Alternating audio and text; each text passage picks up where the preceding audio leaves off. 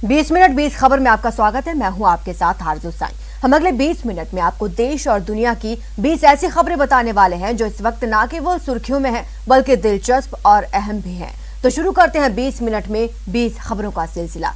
सबसे पहले देखेंगे राजस्थान की कौन कौन सी खबर इस वक्त अहम है। दौसा में नेशनल हाईवे 21 पर शुक्रवार की रात जिस सड़क हादसे में 4 लोगों की मौत हुई है उसकी तस्वीरें इतनी विभत्स हैं कि देखने वालों के दिल दहल जाएं।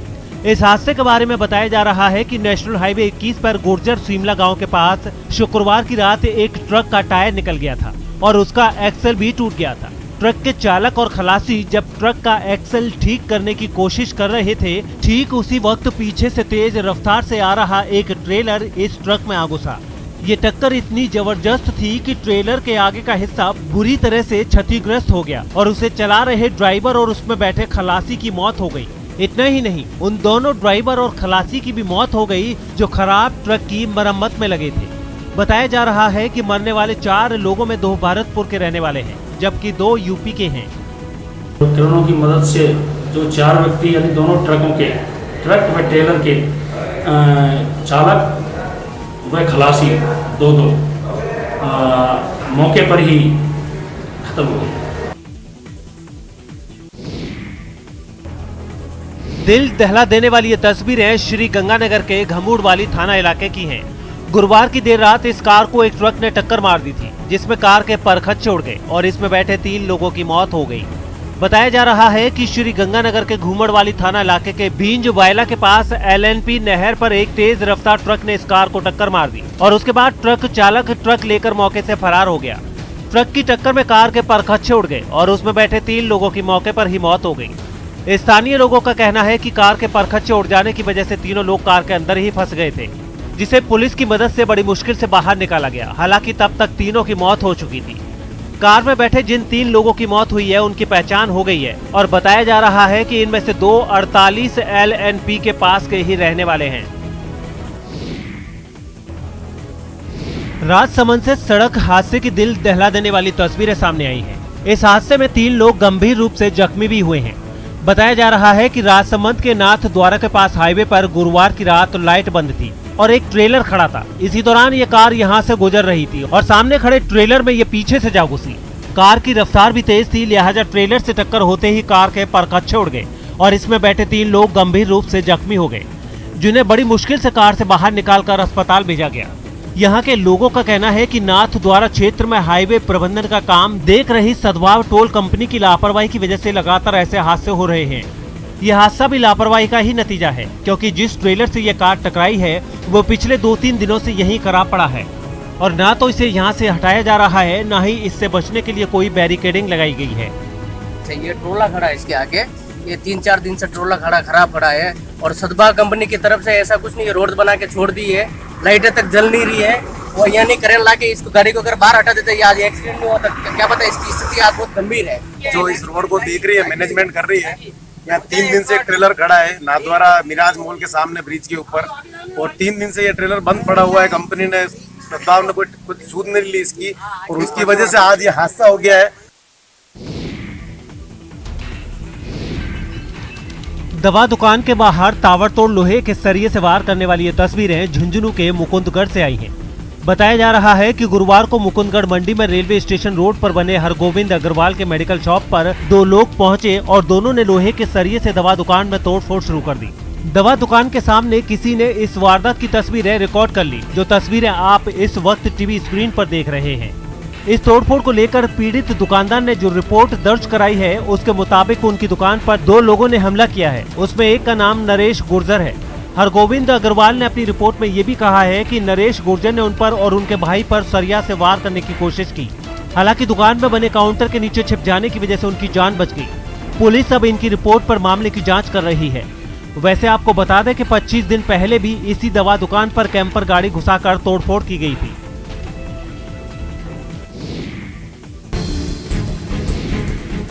अजमेर से चौंकाने वाली एक तस्वीर सामने आई है।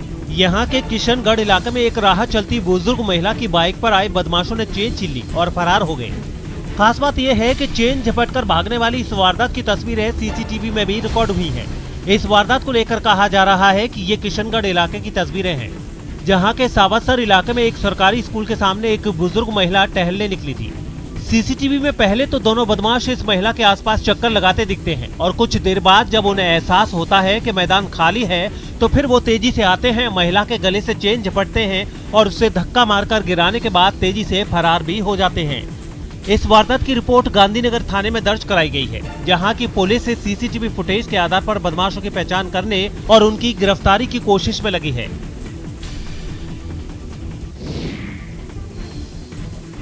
कानून की गिरफ्त में आया ये वो बेरहम है जिसने पहले भरोसा जीता, सेवा की और फिर दौलत के लालच में बुजुर्ग महिला को बेरहम मौत दे दी। जी हां, बीते 19 जुलाई को उदयपुर के टेकरी आनंद विहार इलाके में बुजुर्ग महिला की हत्या करने वाला कोई और नहीं बल्कि राजू उर्फ राजकुमार जोशी नाम का यही आरोपी है। 19 तारीख को हिरणमगरी थाना क्षेत्र के आनंद विहार में जो लूट के इरादे से एकल वृद्ध महिला की जो हत्या की गई थी, उसमें आरोपी को गिरफ्तार कर लिया। हत्या की इस वारदात की गुत्थी सुलझाने के बाद पुलिस अपील कर रही है कि बिना वेरिफिकेशन के घर में किसी को भी पनाह न दें। राजस्थान पुलिस की जो ऑनलाइन एप्लीकेशन है वेबसाइट पे भी उपलब्ध है, राजकोप सिटीजन पे भी उपलब्ध है। आपको कहीं जाने की जरूरत नहीं है, आपको अपने दस्तावेज स्कैन करके PDF फाइल लगा के अटैच करने, फोटो खींच के उसकी भेजनी है ताकि उसका पता चल सके कि आपके घर पे किस तरह के लोग काम कर सकते हैं और यदि उसको इस तरह कोई वारदात पहले की है या उसका कोई क्रिमिनल रिकॉर्ड है तो उनको आगाह किया जाए। आरोपी भले ही सलाखों के पीछे पहुंच गया है, लेकिन बुजुर्ग ने बिना पुलिस वेरिफिकेशन के आरोपी को केयर टेकर रखने की जो गलती की उससे जान चली गई। तो सावधान रहें, बिना पुलिस वेरिफिकेशन किसी अनजान को अपने घर में नहीं रखें, नहीं तो उसका अंजाम खौफनाक हो सकता है।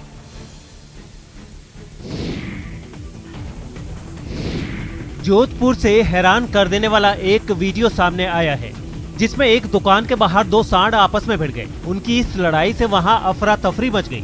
इस दौरान कुछ लोगों ने उन्हें अलग करने की कोशिश भी की, लेकिन एक दूसरे पर हावी होने की कोशिश कर रहे इन सांडों पर कोई असर नहीं हुआ। बीच सड़क पर उन्हें इस तरह लड़ता देख लोग दहशत में आ गए। हालात कहीं बिगड़ न जाएं, इसे देखते हुए कुछ लोग उन्हें अलग करने में जुट गए। एक आदमी उन पर झाड़ू से वार करने लगा, जबकि एक दूसरा आदमी उन सांडों पर पानी फेंकता दिखा, लेकिन इसके बाद भी दोनों सांड एक दूसरे से अलग नहीं हुए। थोड़ी देर तक लड़ने के बाद एक सांड ने लड़ाई छोड़कर वहां की एक दुकान में घुसने की कोशिश की, लेकिन दुकानदार ने उसे किसी तरह वहां से भगा दिया, जिसके बाद लोगों ने राहत की सांस ली। झुंझुनू से आई ये श्रद्धांजलि बेहद खास है, क्योंकि ये श्रद्धांजलि किसी इंसान के लिए नहीं है बल्कि पेड़ों के लिए है। सुनने में ये अजीब लग सकता है, लेकिन नवलगढ़ पंचायत समिति के प्रधान दिनेश सुंडा के नेतृत्व में बैठे ये लोग पेड़ों को श्रद्धांजलि देने के लिए यहाँ बैठे हैं। पेड़ों की तस्वीर के आगे इन लोगों ने फूल चढ़ाकर उन्हें श्रद्धांजलि दी और अपना दुख व्यक्त किया।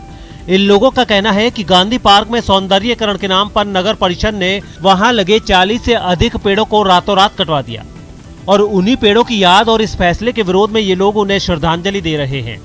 आपको बता दें कि गांधी पार्क के रिनोवेशन के लिए नगर परिषद ने 1.47 करोड़ रुपए का टेंडर भी जारी किया है और उसी के लिए यहां 40 हरे पेड़ों को काट दिया गया।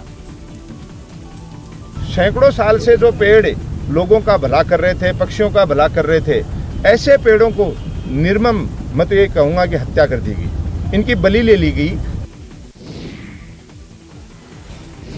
मरुधरा में बंद पड़े स्कूल 2 अगस्त से खुल जाएंगे। खास बात यह है कि कोरोना काल में पहली बार 12वीं से लेकर कक्षा 1 तक के बच्चों के लिए स्कूल खोलने का फैसला लिया गया है।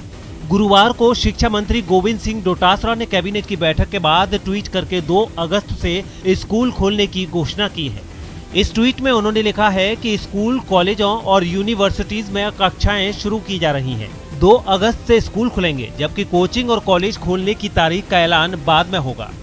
विद्यालय खोलने का 2 अगस्त से फैसला हुआ है, जिसके लिए जो गाइडलाइन जारी की जाएगी स्वास्थ्य विभाग और गृह विभाग से चर्चा करके वो कल या परसों में तैयारी कर ली जाएगी और उसके बाद में उस गाइडलाइन के आधार पर विद्यालय खोले जाएंगे। शिक्षा विभाग अलग से उन विद्यालयों में कोरोना गाइडलाइन की किस प्रकार से पालना करनी है, कैसे बच्चों को मास्क या सोशल डिस्टेंसिंग के साथ में वहाँ बैठाना है। आपको बता दें कि कोरोना की दूसरी लहर के दौरान मार्च में स्कूल, कॉलेज स्टूडेंट्स के लिए बंद कर दिए गए थे। और अब कैबिनेट की बैठक में स्कूल, कॉलेजों और तमाम शिक्षण संस्थाओं में कक्षाएं शुरू करने को लेकर फैसला किया गया है। इस फैसले से सरकार ने स्कूल, कॉलेज खोलने पर एक्सपर्ट्स की राय भी ली है। साथ ही कोरोना ग्रुप के एक्सपर्ट्स ने भी स्कूल खोलने को लेकर हरी झंडी दी है। हालांकि सरकार ने ये भी कहा है कि स्कूलों को ये सख्त हिदायत भी दी जाएगी कि वो तमाम तरह के कोविड प्रोटोकॉल्स का पालन करें और किसी भी तरह की कोई लापरवाही ना हो। पेट्रोल और डीजल के भाव क्या बढ़े, सब्जियों की कीमतों में तो आग ही लग गई। मरूधरा में ऐसा कोई शहर या ऐसी कोई मंडी नहीं जहां सब्जियों की कीमतों में पिछले कुछ दिनों में 2 से 3 गुना की बढ़ोतरी ना हुई है। ये तस्वीरें दौसा सब्जी मंडी की हैं, जहां करीब सभी सब्जियों की कीमतें आम आदमी की जेब काटने में लगी हैं। आपको बता दें कि पहले जो मिर्च 20 रुपए किलो बिकती थी वो अब 50 रुपए किलो है। टमाटर जो 20 रुपए किलो था वो अब 60 रुपए किलो है और टिंडा 30 से बढ़कर 50 रुपए किलो बिक रहा है। इसी तरह 10 रुपए किलो मिलने वाली लौकी 30 रुपए तो 20 रुपए वाला प्याज 30 रुपए किलो मिल रहा है। अदरक और धनिया की तो बात ही मत पूछिए। पहले ये 30 से 40 रुपए प्रति किलो था, लेकिन अब इसकी कीमतें 100 के पार पहुंच चुकी हैं। सब्जी लेने आए हैं, 3 गुने भाव हो गए। क्या करें, पहले टमाटर 10 रुपए किलो, आज 40 रुपए किलो है। पहले जैसे टिंडे को ले लो 20 रुपए किलो बिक रहा था, 40-50 रुपए किलो बिक रहा है। टमाटर को ले लो 20 रुपए किलो था, 50-60 बिक रहा है। कई सब्जियां ऐसी है जैसे लौकी है 10 रुपए किलो बिकती थी, आज 30 रुपए किलो बिक रही है। और अब देख लेते हैं कुछ अन्य राज्यों की खबरें। जम्मू कश्मीर में आतंकियों पर गुरुवार की देर रात डबल प्रहार किया गया। एक तरफ जहां अखनूर सेक्टर के कानाचक में पुलिस ने एक ड्रोन मार गिराया, तो वहीं सोपोर में सुरक्षा बलों ने एनकाउंटर में 2 आतंकियों को मार गिराया है। मारे गए दोनों आतंकी लश्कर-ए-तैयबा से जुड़े थे और इनमें एक की पहचान फयाज वार के तौर पर हुई है। सुरक्षा बलों ने इनके पास से भारी मात्रा में गोला बारूद भी बरामद किया है। कानाचक में पुलिस ने जिस ड्रोन को मार गिराया है, उस ड्रोन को लेकर जम्मू कश्मीर पुलिस ने कहा है कि इसमें 5 किलोग्राम आईईडी लगा था और ये भारतीय सीमा में कई किलोमीटर अंदर तक घुस आया था। तकरीबन 1 बजे रात को एक ड्रोन नजर आया जिसने पेलोड को ड्रॉप करने के लिए हाइट नीचे की। जिस वक्त वो नीचे आया, पुलिस टीम ने उस पर फायरिंग की और ड्रोन को नीचे मार गिराया। उत्तर प्रदेश के प्रतापगढ़ से चौंकाने वाला वीडियो सामने आया। वहां कुछ लोगों ने दूसरे पक्ष के घर पर बम से हमला कर दिया, जिसमें एक की मौत हो गई। बताया गया है कि दोनों गुटों के बीच ब्लॉक प्रमुख के चुनाव को लेकर रंजिश थी, जिसकी वजह से एक गुट के लोगों ने दूसरी तरफ के लोगों पर हमला कर दिया। सामने आए वीडियो में एक आदमी हाथ में बम लेकर एक घर की तरफ फेंकता दिखाई दिया। उसके बम फेंकते ही वहां जोरदार धमाका हुआ। बम बम बम बम बमबाजी कर रहे हैं यहाँ पे। इसके बाद हमलावरों ने एक के बाद एक कई बम फेंके। सरेआम बमबाजी से वहां दहशत फैल गई। लोग जान बचाने के लिए इधर उधर भागने लगे।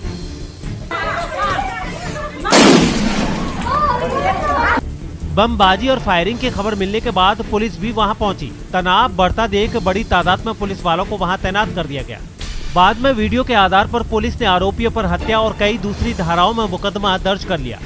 आपको बता दें कि यूपी का प्रतापगढ़ जिला जातिवाद की राजनीति का गढ़ रहा है, जिसका रंग ब्लॉक प्रमुख चुनाव की रंजिश में हुई। इस हिंसा के बाद भी चढ़ता दिखा तो गाँव में भारी तादाद में पुलिस तैनात करनी पड़ी, क्योंकि हत्या के मामले में आरोपी बनाए गए पूर्व ब्लॉक प्रमुख विनोद दुबे का आपराधिक इतिहास भी है। उत्तर प्रदेश के कानपुर से रोंगटे खड़े कर देने वाला एक वीडियो सामने आया है। कानपुर दिल्ली नेशनल हाईवे पर एक कार तेज रफ्तार में होने की वजह से डिवाइडर से जा टकराई। बताया गया है कि आगे चल रही गाड़ी को ओवरटेक करने के चक्कर में यह हादसा हुआ। खास बात यह है कि इस हादसे का वीडियो भी सामने आया है और इस वीडियो में साफ दिख रहा है कि तेज रफ्तार कार का संतुलन बिगड़ा और वो सड़क किनारे खड़ी सामान ढोने वाली एक गाड़ी से भिड़ गई। कार की रफ्तार इतनी तेज थी कि सड़क किनारे खड़ी वो गाड़ी टक्कर के बाद पलट गई, लेकिन जिस कार से भिड़ंत हुई वो वहां नहीं रुकी। वो उस गाड़ी से टकराने के बाद डिवाइडर से जा बढ़ी। ये तो गनीमत रही कि पीछे से आ रही एक दूसरी कार के ड्राइवर ने पहले ही ब्रेक लगा दिए। इस हादसे के फौरन बाद लोग वहां जुट गए और पुलिस की टीम ने भी वहां पहुंचने में देर नहीं लगाई। कुछ पुलिस वाले ट्रैफिक व्यवस्था को संभालने लगे तो कुछ ने दोनों गाड़ियों के जख्मी ड्राइवर को वहां से अस्पताल भेजा। मध्य प्रदेश के विदिशा से डरा देने वाली तस्वीरें सामने आई हैं। वहां भारी बारिश और बाढ़ में कई घर बह गए। तबाही की ये तस्वीरें कई इलाकों में देखने को मिली। यहां मिट्टी से बना एक घर देखते ही देखते बाढ़ के पानी में समा गया। भारी बारिश के बाद वो इलाका पूरी तरह पानी में डूबा नजर आया। वहीं एक पुल के ऊपर पानी का बहाव इतना तेज दिखा कि किसी ने भी पुल को पार करने का खतरा मोल नहीं लिया। एक दूसरे इलाके से सामने आई तस्वीर में चारों तरफ पानी ही पानी दिखाई दिया। इस बाढ़ में सड़कों का नामो निशान तक मिट गया।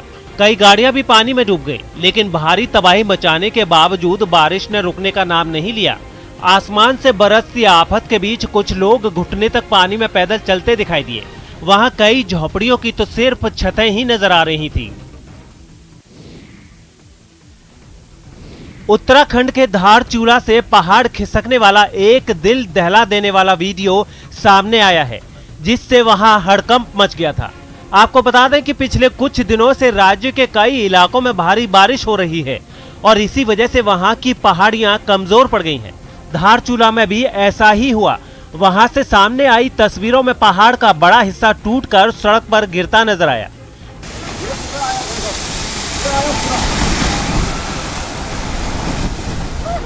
इससे पहले पहाड़ से मलबा गिरता दिखाई दिया। उस वक्त वहां कुछ लोग मौजूद थे, तभी यह हादसा हो गया, जिससे वहां मौजूद लोग दहशत से भर गए। हालांकि पहाड़ खिसकने से पहले ही वहां ट्रैफिक बंद कर दिया गया था, जिससे कोई बड़ा नुकसान नहीं हुआ, लेकिन सड़क पर मलबा गिरने से वो रास्ता पूरी तरह से बंद हो गया है। उत्तराखंड के हल्द्वानी से एक रोंगटे खड़े करने वाला वीडियो सामने आया।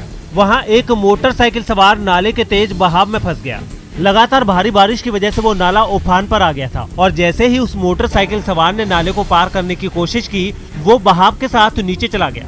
उस पहाड़ी नाले में पानी का बहाव काफी तेज था, लेकिन कुछ लोगों ने जोखिम उठाते हुए अपनी गाड़ियां सलाम में उतार दी और किसी तरह दूसरी तरफ भी निकल गए। उनकी देखा देखी वो मोटरसाइकिल सवार भी पानी में उतर पड़ा, लेकिन तेज बहाव में उसका संतुलन बिगड़ गया और वो सड़क से नीचे नाले में गिर पड़ा। उसकी जान को खतरे में देख आसपास मौजूद लोग उसकी मदद के लिए आगे बढ़े।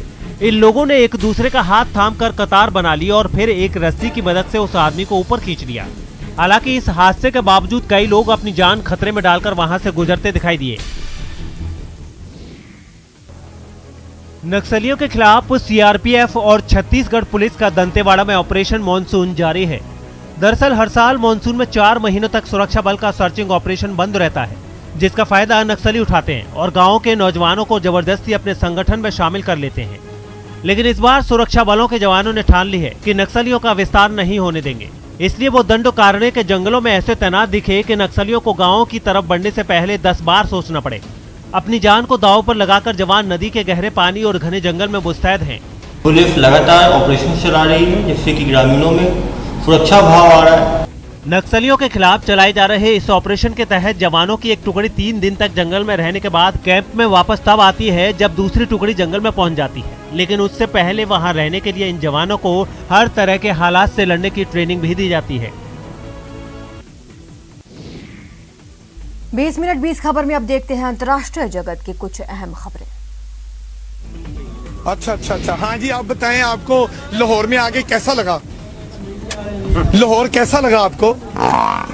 लाहौर अच्छा लगा, वाह जी वाह। सवाल से ही समझ गए होंगे कि ये जरूर कोई पाकिस्तानी पत्रकार होगा, क्योंकि ऐसे हसीन हादसों वाले सवाल तो वहीं के पत्रकार करते हैं। ये कुर्बानी के लिए? अच्छा, हाँ जी, आप बताएं, आपको लाहौर में आके कैसा लगा? लाहौर कैसा लगा आपको? लाहौर अच्छा लगा, वाह जी वाह। बहस का ये इंटरव्यू आजकल पूरी दुनिया में वायरल हो रहा है। इस बेहद खास इंटरव्यू के बारे में आपको बता दें कि ये पाकिस्तानी रिपोर्टर अमीन हफीज हैं, जो कुर्बानी के लिए लाहौर लाए गए एक बहस से सवाल जवाब कर रहे हैं। खास बात यह है कि अमीन हफीज बहस की भाषा का तर्जुमा भी खूब कर रहे हैं। आप बताइए, लाहौर का खाना अच्छा है या आपके गांव का खाना अच्छा है? बताइए, लाहौर का खाना अच्छा लगा है या आपके गांव का खाना अच्छा है? हाँ, कहती है लाहौर का खाना अच्छा है। 28 सेकंड का ये वीडियो सोशल मीडिया पर खूब वायरल और शेयर हो रहा है। वैसे ये इंटरव्यू 1 साल पुराना है, लेकिन बकरीद के मौके पर अब जाकर ये वायरल हो रहा है।